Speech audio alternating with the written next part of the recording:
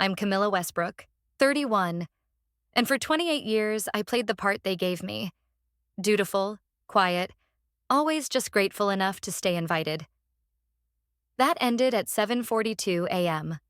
A text from my mother, short, surgical, and signed with her signature dash.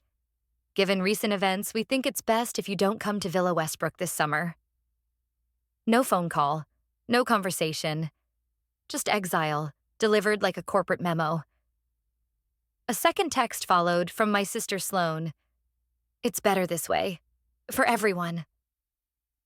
I stared at the screen, my stomach twisting, not from shock, but from clarity. The kind that burns through years of denial in a single breath. They thought they'd closed the gates on me.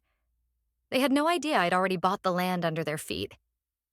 Before I tell you how I turned their family estate into something they'll never control again, drop a comment, let me know where you're watching from, and hit that subscribe button if you're ready for some long overdue justice. I didn't reply. My fingers hovered over the phone, blank above the screen, then slowly curled away. The message had come in at 7:42 a.m. Efficient. Calculated.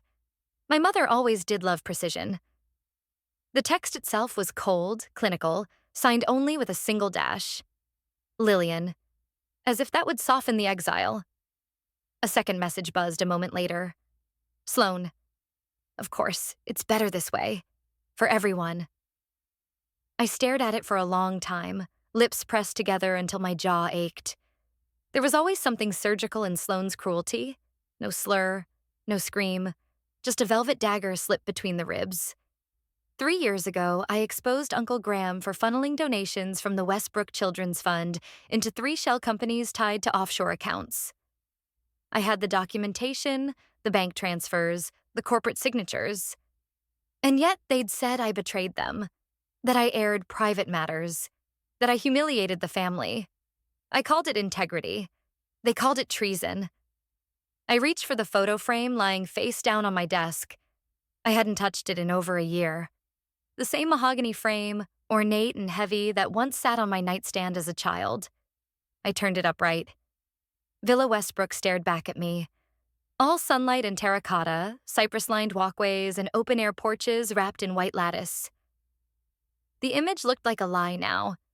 The view outside my window was colder. Midtown Manhattan in sharp morning glare, glass and steel, alive with ambition. My office, in contrast to the warmth of the villa, was all quiet lines and silent judgment. Gray walls, black marble floors, the occasional silver accent. Minimalist, deliberate. There was no room here for nostalgia. A soft knock. Naomi stepped in, expression unreadable, folder in hand. Her dark suit matched the seriousness of her gait, quiet, precise, like a courtroom whisper. It's done, she said, placing the folder on the desk between us. Rosemead Coastline Resort, full acquisition. Your name is on every page. I opened the folder. The pages felt weightier than they should have.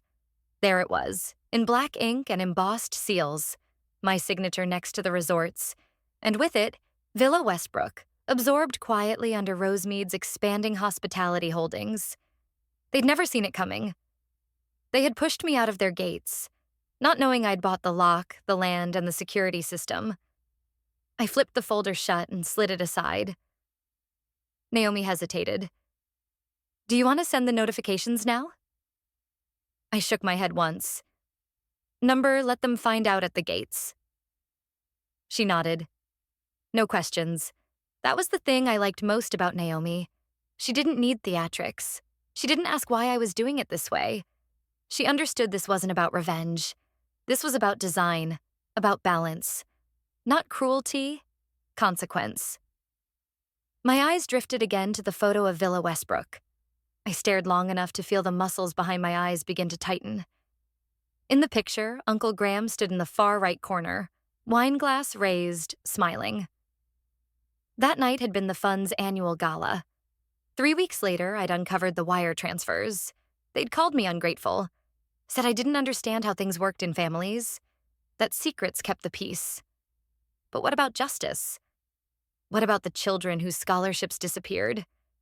What about the nurses they laid off from the clinic? I rose and walked to the window, placing both hands on the cool glass. The city stretched before me like a circuit board, flashing lights, endless lines. I had come here alone at 23, cut off financially after embarrassing the family. And still, I made it. I built what I had from spreadsheets, late nights, risk assessments, and nothing but clarity. They tried to erase me from the family estate. I bought the land beneath their feet. Naomi's voice pulled me back. Anything else? I turned, crisp and clear. Prepare the new access protocols, I said. Make sure Villa Westbrook is locked, especially for my family's cards. They arrived in designer luggage expecting champagne. Instead, they got silent and locked doors. From the control room above the lobby, I watched them descend like royalty arriving at a state banquet. 3 black SUVs pulled into the circular drive of Rosemead Coastline Resort.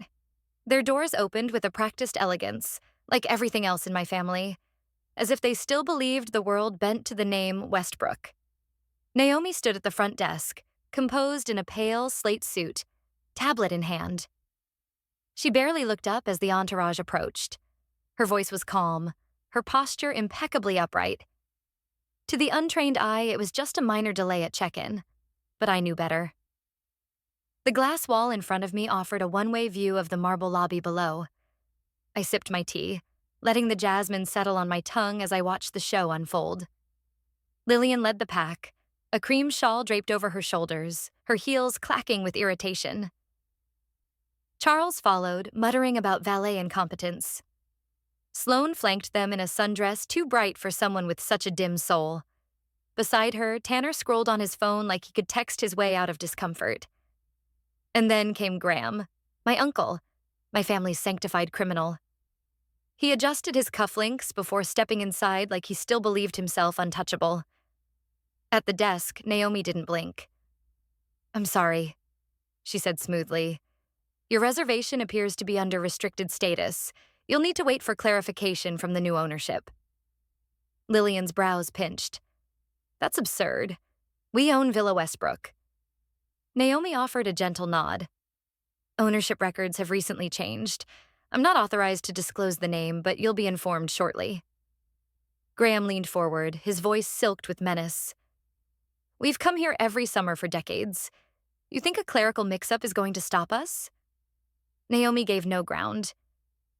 "If you'll please step to the side, security will be nearby if you need assistance." Behind the desk, 2 uniformed guards remained still, professional, non-threatening, but unmistakably present. "Excuse me?" Charles barked. "Are you implying we're trespassing on our own property?" I turned back to my screen, switching views. Camera 3 showed their luggage piled beside a bellhop cart, untouched. Camera 5 caught Sloane pacing near the lobby chairs, arms crossed. Her voice carried up faintly. "This is ridiculous. Where is Julian?" He said everything was set. Naomi glanced toward the door but said nothing. I made a note of it. Julian wasn't here yet. Good. He had time. On the desk beside me lay a small encrypted hard drive, matte black, barely larger than my palm. The same one Julian had handed me after that disastrous board meeting 3 years ago. He had called it an act of conscience. I had called it overdue. The files inside were the final nails in Graham's empire. Transactions, internal emails, bank routing codes that connected the children's fund to a hotel renovation project in Belize that never broke ground. I hadn't moved on them. Not yet. Timing mattered. Downstairs, the murmurs shifted. A young staff member in a navy blazer approached the group, a crisp envelope tray balanced in her hands. I leaned forward slightly. One by one, she handed them out. Lillian, Charles, Sloane, Graham, even Tanner. Each envelope was the same. Thick, white, sealed. On the front, in silver lettering, notice of property transfer. Effective immediately, I watched their faces. Confusion first, then disbelief, then fury.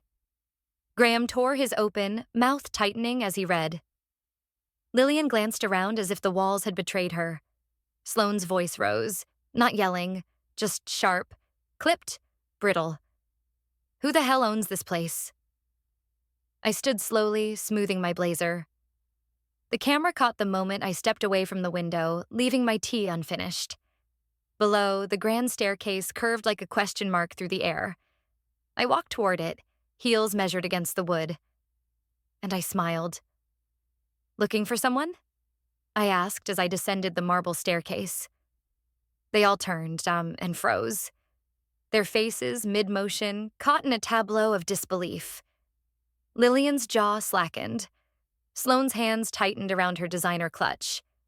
Graham looked as if the air had turned to cement. I moved slowly, heels clicking with crisp finality, the morning light casting fractured shadows across the marble. The chandelier above refracted the sunlight into white knives. Naomi remained behind me, her tablet cradled in one arm, expression unreadable. To our left, the resort manager watched with the discreet intensity of someone trained in high-stakes hospitality. Guests passing through the lobby slowed, hushed murmurs rising like mist. I stopped at the final step, just above eye level with them all. "Let me make this simple," I said. "I own Rosemead now. Every suite, every blade of grass, including Villa Westbrook." Sloane was the first to break. "This is our family villa. You can't just redesignate it?" I cut in. "Actually, I can." And I did. I reached into my coat pocket and handed Naomi a slim blue folder. She stepped forward and opened it with silent precision. Inside were the reassignment documents. Notarized, time-stamped, irrefutable. "Effective immediately," Naomi said.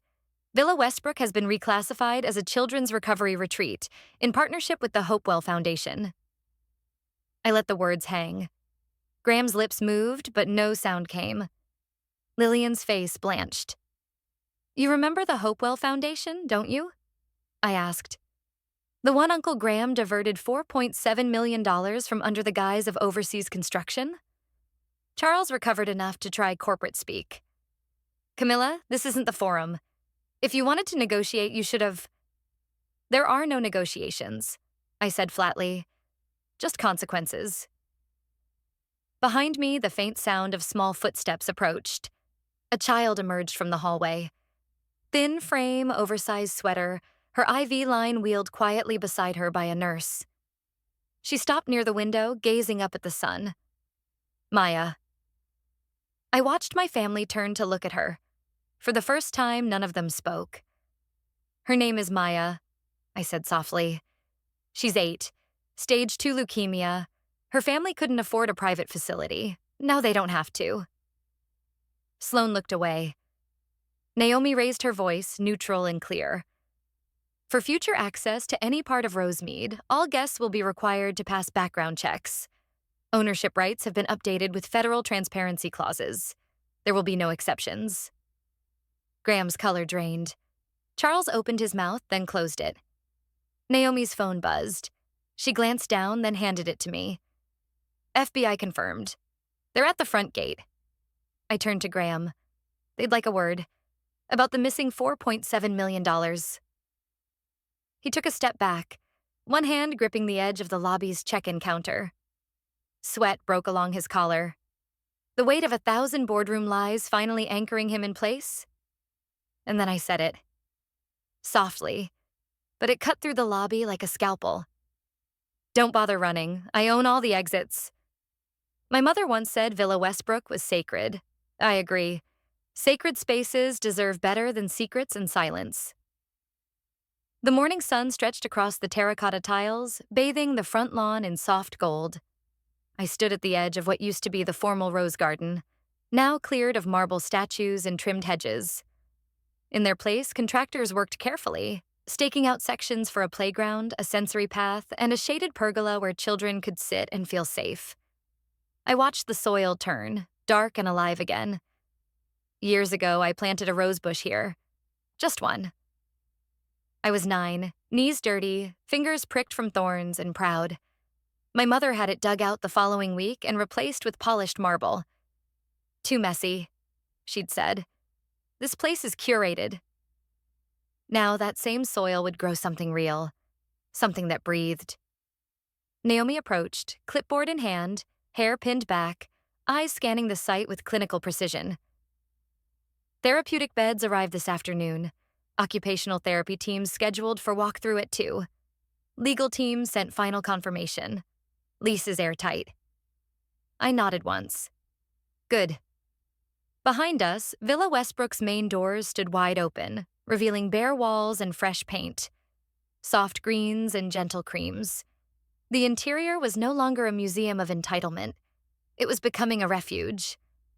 Down the path, a nurse wheeled Maya toward a patch of sunlight. She was bundled in a sky blue hoodie, eyes bright beneath a chemo cap. In her lap, she held a sheet of paper and a handful of crayons. From the adjacent suite, far less grand than the villa they once ruled, my family emerged like misplaced dignitaries. Lillian's lips were pressed so tight they'd lost color. Charles checked his phone with mechanical urgency. Sloane trailed behind, arms folded, sunglasses perched uselessly on her head. Graham walked in silence. For once, they hadn't been allowed back into the villa. Instead, they were placed in a standard guest suite overlooking the staff parking lot. Naomi's instructions had been clear and executed without friction. Lillian broke from the group, approaching me with measured grace. "Camilla," she said, voice pitched low. "This place is ours. Your grandfather built it. What you're doing, you're hurting the family name." I turned to face her fully. "It was yours when you chose silence over integrity." She blinked, stunned but not surprised. Naomi stepped forward and handed her a new folder. "This outlines the 10-year lease agreement between Rosemead Holdings and the Hope by the Sea Foundation. Irrevocable, filed under California state protection and non-interference clauses." Charles snatched the folder and flipped through it. "We'll see about this." "You will," Naomi replied calmly, "and so will the courts, if needed." At that moment, one of the movers rolled in a sensory swing, followed by crates labeled Pediatric Adaptive Seating. The contrast couldn't have been clearer. Childhood healing carved into the bones of their former sanctuary. From the corner of the garden, Maya approached. She handed me the sheet she'd been coloring. A drawing, crude but luminous. The villa, wide and warm, surrounded by smiling stick figures. A tiny figure labeled me stood in the doorway with a crown on her head. Above the roof, in pink crayon, she'd written, "Thank you for my castle." My throat tightened. I crouched to her level. "You're very welcome, Maya." She beamed, then scampered back to her nurse. Julian arrived shortly after. He didn't speak, just approached, nodded once toward me, and stood off to the side. Silent approval. Silent solidarity. That was enough. I turned back to the others. Lillian's shoulders had slumped. Graham looked away, and Charles, predictably, was already dialing someone. I stepped closer. "The children your brother stole from, now sleeping in your guest rooms." No one had anything left to say. Naomi's phone buzzed again.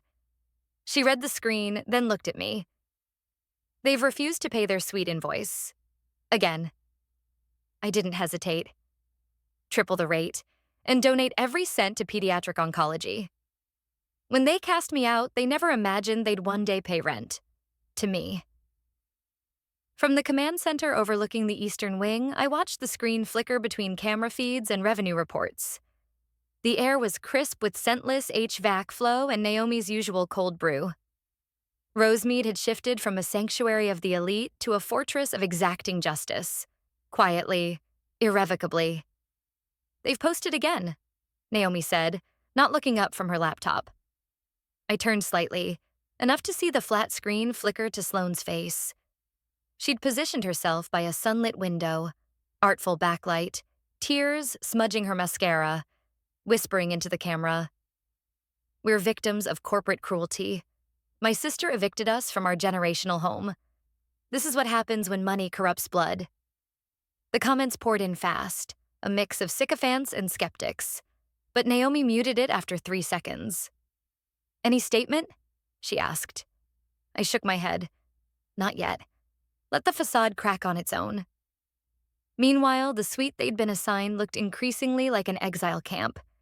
Shared walls, creaky beds, and the muffled laughter of children recovering just outside their door. A thin layer of unease coated every surface they touched. Julian arrived quietly, as usual. "Got something," he said, sliding a flash drive across the desk. "Offshore traces." Tanner's name appears on 2 of the shell firms linked to Graham's transfers. "You were right to keep watching him." Naomi inserted the drive, files blooming open like petals of exposure. "Perfect," she murmured. "We'll forward this to Agent Linwood." I nodded once. "Make sure it's bundled with the resort financial disclosures." That evening, Lillian tried to sneak into the villa spa. She walked through the side entrance, wrapped in silk, only to be politely turned away by 2 staffers who'd been briefed an hour before. She returned to the suite fuming. Naomi updated the invoice. Unauthorized attempted entry. $750. Proceeds earmarked for the oncology ward. The press began circling soon after. A title ran across the morning feed. Westbrook scandal, luxury built on stolen funds. The family's old photo appeared in the corner, polished, pre-scandal, proud. An email pinged from the New York Ledger asking for a quote. I replied with one line, "Integrity doesn't scream. It signs leases." At breakfast the next morning, Tanner sliced into a grapefruit when the knock came. A suited courier slid a manila envelope across the table. Tanner opened it mid-bite, then choked. Notice of asset seizure, federal custody imminent. Sloane's fork hit the floor. Her face went pale, knees buckled. She fainted against the side of the booth, a dramatic echo of the fragility behind her staged online persona. Charles stood, knocking over his coffee as he slammed a fist against the granite table. Naomi and I watched from the control center. Expressionless. Just 2 silhouettes behind tinted glass. Julian, for his part, said nothing. Just observed. A man between falling pillars, and then... My phone lit up. A message from Charles. "Camilla. Dinner. Just you and me. One last offer." "You can't buy redemption," my father said. "No," I answered. "But I can build it. Brick by brick." The golden hour washed over the courtyard, turning every white floral centerpiece into firelight. Strings of soft lights draped from the pergolas. Guests milled about in evening wear, flutes of champagne in hand, pausing to admire auction displays beside watercolor renderings of what Villa Westbrook had become, and what it would continue to be. I stood at the top of the stairs in black satin, silent for a moment as the music dimmed and the stage lights lifted. "Welcome," I began. This villa once represented silence, secrets, compromises, and quiet complicity. Now it sings with laughter, with healing, with purpose. Maya waved from the front row, sitting cross-legged in her favorite beanbag chair, still wearing her Princess of the Villa badge made out of sticker paper and glitter. "Years ago," I continued, "I was told I was too moral to survive in this world. That doing the right thing came with no reward. But standing here, surrounded by children who deserved better, and now have it, I can say, integrity builds. Brick by brick, room by room." The room stirred with applause. Naomi nodded from the side of the stage, the final eviction notices peeking from the folder beneath her arm. They would be delivered tonight, cleanly, lawfully, irrevocably. Julian took the stage briefly after me. His toast was short. To vision, and the will to carry it through. Then he stepped aside, letting the applause wash forward without lingering in the spotlight. The Westbrooks, seated off to the side, not front row, not honored, wore the stiffness of displaced royalty. Lillian adjusted her clutch 3 times in a minute. Sloane wouldn't look up from her phone. Tanner stared through a half-empty glass. Charles, as ever, looked like he was calculating a counteroffer. But none would come. After dessert, I stepped away toward the reflecting pool, seeking air. Naomi followed a moment later, handing me the 2 envelopes. "They're both past due," she said simply. I tucked the letters into my clutch. They'll get them tomorrow morning. Behind us, the music returned. Guests danced beneath the archways, children played in the side garden, donors left pledges with wide eyes and open checkbooks. Julian joined me with a quiet step. "It's done," he said. "Tanner and Graham are both indicted. FBI's locking accounts. Your uncle tried to charter a flight. Didn't get past the tarmac." I nodded once. Good. Then I felt a tug on my hand. Maya. She looked up, holding something small and warm in her palm. A bracelet. Simple plastic beads in pastel colors. On it, the word home. "Miss Camilla?" she whispered. "Can I live here forever?" I knelt to her level, heart folding into itself. "As long as you need," I said. "This place was always meant for someone like you." She threw her arms around my neck before skipping back toward the lights. As the night wound down, I moved toward the villa's west wing, the oldest part, where the family crest still hung on the wall. The Westbrook lion, cast in bronze, proud and silent. I paused in front of it. So many years of striving to belong beneath that symbol. So many closed doors, withheld affections, unspoken expectations. I didn't reach for it.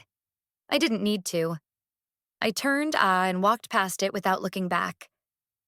I didn't pause when I passed the family crest. I didn't need to. That symbol once meant lineage, tradition, legacy. But all I saw now was a plaque bolted to stone, representing a lineage that traded decency for image and tradition for denial. The applause from the gala faded behind me as I stepped out into the courtyard, moonlight catching the edge of the bracelet Maya had given me earlier that evening. I touched it lightly, feeling the warmth of her tiny fingers lingering in the woven thread and plastic beads. In a way, that bracelet meant more to me than any heirloom my family ever offered, because it came from gratitude, not obligation. From someone who had nothing to gain by loving this place, except a sense of safety. Julian caught up beside me without a word, offering a nod that said everything. He didn't need to apologize.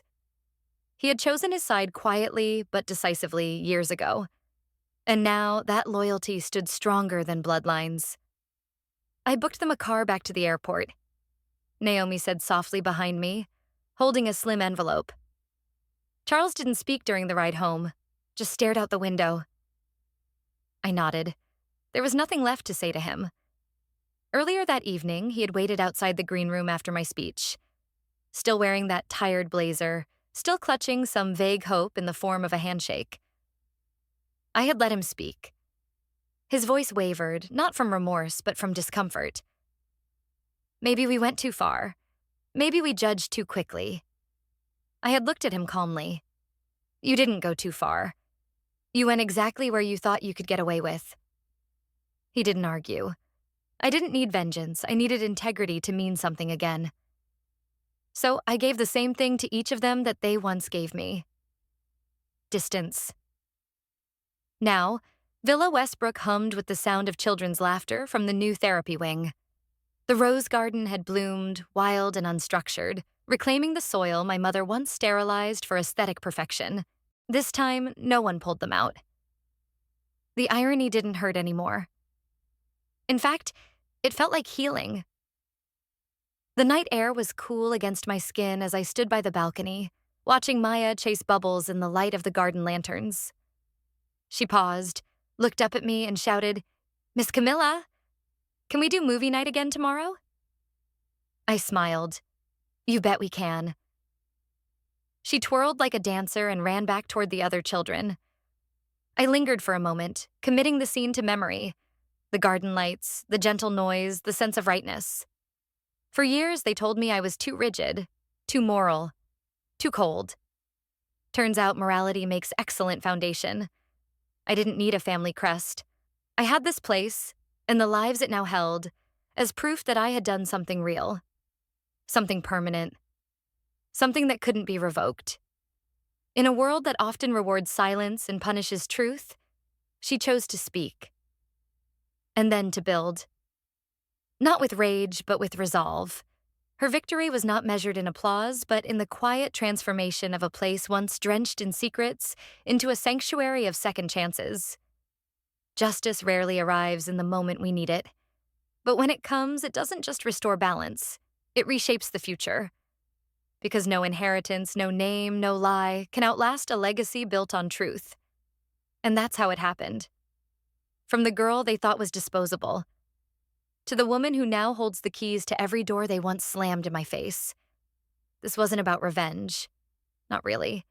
It was about reclaiming space, about turning silence into action, about making sure no one else, no child, no employee, no quiet family member would ever sit outside the gates wondering if they mattered. I don't expect apologies from them. I don't need them. What I do need is this: to say thank you to every single one of you who watched this story unfold, who stayed till the end, who knows exactly what it feels like to be pushed aside, doubted, erased, and who kept standing anyway. If you've ever been the person they underestimated, if you've ever had to rebuild yourself from scratch, drop a comment and share your story below. Your voice matters, more than they ever let you believe. And if this video resonated with you, even just a little, hit that like button, subscribe for more, and share this with someone who needs a reminder. You're not alone, you're not powerless, and you're not finished. Thanks for being here. I'll see you in the next one. I'm Camille Wexler, 36, and until this week, I was nothing more than a footnote in the legacy I helped build, the Seraphine. For years, I captained her through storms, paid her fees, kept her seaworthy. And yet, when the family cruise launched, my name was missing. No call, no excuse. Just a group photo on Instagram that said, "Only the real ones on board." They erased me like I was never there. But tomorrow, they'll remember. Before I tell you what happened when I walked onto that ship in full uniform, drop a comment if you've ever been written out of something you built. And subscribe if you know what it means to take back your name, your place, and your truth. I sat at the marble kitchen counter, hands wrapped around a black ceramic mug. No sugar, no milk. Just the bitter simplicity of caffeine and clarity. The sky outside was still ink dark, but the ocean was beginning to show its restless sheen. Miami never slept, but this hour belonged to people like me, the ones who have been written out. The Instagram notification lit up my screen like an insult. Sal Wexler. Wexler Legacy, 2024. Only the real ones on board, the Seraphine family only. I stared at it. A group shot on the dock. The family lined up like royalty at a coronation, dressed in pastels and pearls, smiling with the kind of confidence only inherited wealth and selective amnesia can provide. And there, gleaming behind them in all her immaculate white, the Seraphine. My Seraphine. They posed in front of her as if she were just another yacht. Not the one I'd captained through a Category 3 storm when everyone else had been ready to abandon ship. Not the one I'd navigated for years, negotiated contracts for, paid dock fees on when the family budget ran out. I was the one who kept her name legal,